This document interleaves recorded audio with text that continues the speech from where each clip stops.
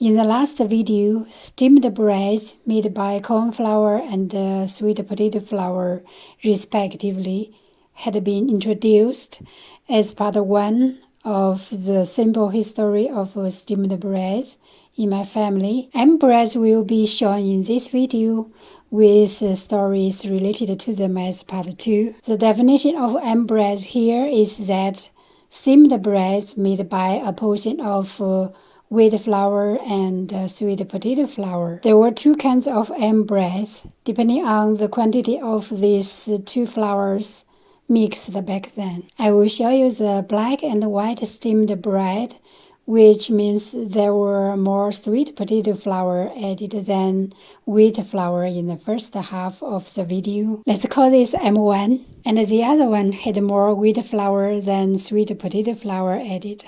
Let's call it M2. 1980s, when garlic bread rose its popularity in Western countries, my family had also a kind of garlic bread with such M-bread. From the ending of the 70s, my mom began to make M1 only for my grandparents. But Grandpa said he liked the sweet potato bread, so M1 was only made for Grandma. From time to time, my little brother could have one too. In order for us to eat the corn flour bread and the sweet potato bread, Grandpa used a way to eat them. He smashed the garlic, added warm water and a bit of salt to get a mixture, and dipped the bread for eating. It seemed that the breads were really not so difficult to swallow in this way. Do you think it's a kind of garlic bread eaten in this way? Please write your comments below and let us know.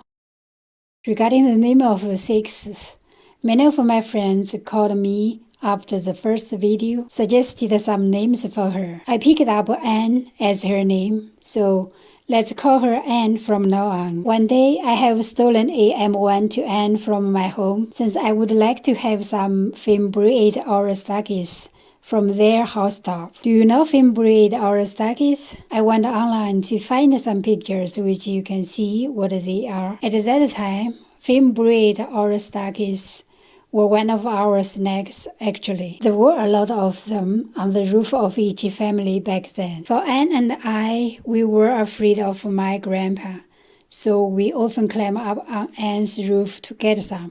We got some from her roof that day, but we dared not to eat them close to our home. We went to the pond located behind the village. My brother was together with us. There were many children swimming in the pond. Since it was summer, it was noisy, but the good kind. We played there in the water and forgot that we had been warned by our parents to not come close to the pond, as we were too small and could drown. Anne stayed in the water when she saw my grandpa standing on the bank and called us to go out. Just come out and go home now, Grandpa told us quietly. We couldn't see if he was angry or not, as there was nothing on his face. Anyway, my brother got hit on his butt by Grandpa, leaving him red handprints. We cried so loudly, even I didn't get any hit, and Anne got punished by her mom again. I was very afraid of Grandpa in the following days. I had to do whatever he asked me to do. Grandpa had 2 goats at that time, and I had to grease them in the west place out of the village. Anne went with me.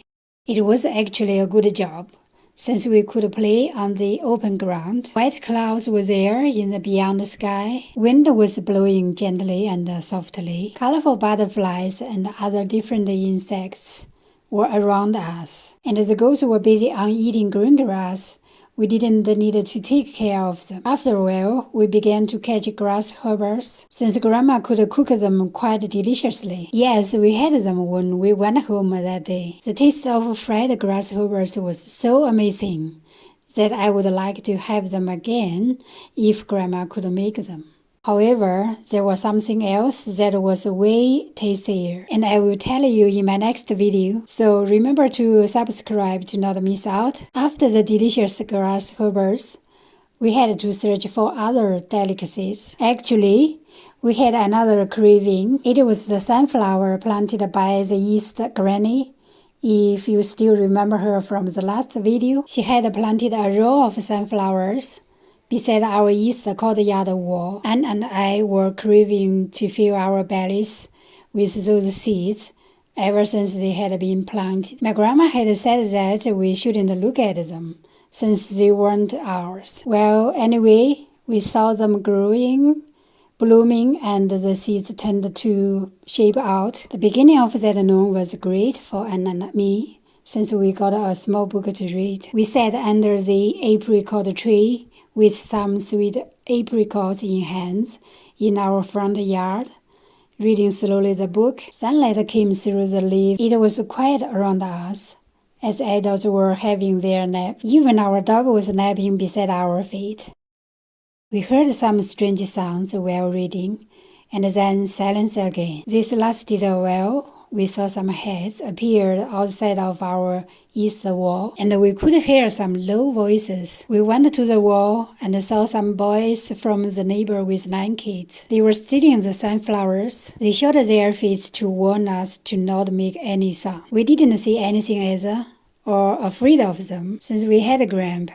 They were afraid of him. They had collected all of the sunflowers and threw one of them to us when they left. We shouldn't have it, I said to Anne. And she had it in hand, couldn't understand what I was saying. It was very unlucky for us. Easter Granny went to our yard and saw that we had her sunflower in hand. She was so angry that she shouted at us. She wouldn't listen to what we explained. It was quite embarrassing for my grandparents and my mom. They thought it really were us who have done it. They wouldn't let us explain anything, and I was punished by my mom. That was the first time she hit me so heavily. Grandpa and Grandma were there, but they said nothing to protect me, as they did before. I thought they wouldn't want to have me anymore. I cried alone, and as childish I was, I went from home. Along the road, I have no idea where I should go. The only thing I thought was that they didn't want to have me anymore. I was so tired that I couldn't say anything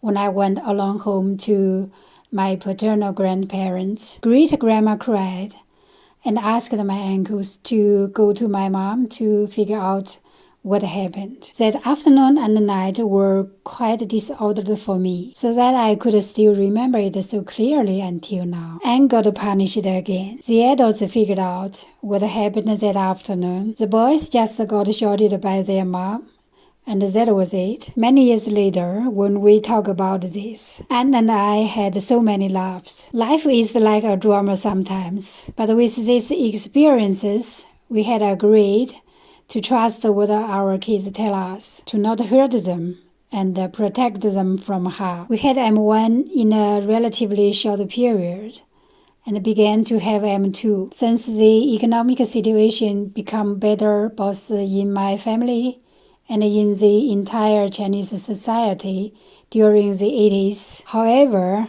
there were also other funny things that happened during the years, which will be included in my videos in the future. The coming part 3 will be about W bread that you can see here as a short intro. So stay tuned and subscribe.